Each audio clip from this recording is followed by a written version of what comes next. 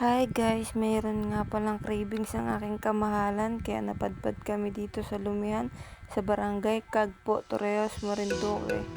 Ang cravings nga pala ng kamahalan ko order na daw niya. Siya na daw ang bahala. Kaya let's go. Pala pa 3 times na namin dito sa Lumihan na to kasi sobrang sarap talaga ng mga luto nila. Shout out sa may-ari.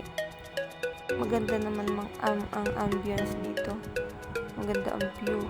Kaya maganda para sa pag-video at saka sa pag-pictures. Dito nga si kamahalan na rin ang bahala maghanap na mapapwestuhan at iyan ang napili niya, yung kubo-kubo na yan.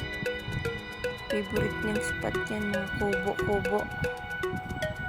Di niya nga na masayang-masaya na lang si kamahalan at makakapag-tiktok na daw siya. Ito na nga, dumating na ang kanyang order. Ito pala ang cravings niya. Seafoods, buttered shrimp at fries. Tapos kanina may pinadala si mama sa kanya na kagang. Hinaan pa siya doon. Nag-order pa siya ng hipon. At hindi na natin patagalin to. Let's eat! Habang kumakain nga pala kami dito, nagla-live si kamahalan sa kanyang TikTok account. Shoutout po sa mga viewers ng aking kamahalan. At pagtapos nga kumain, eto na, nagtambak na ang balat ng hipon. Yun lang. At hanggang doon muna guys. Bye-bye!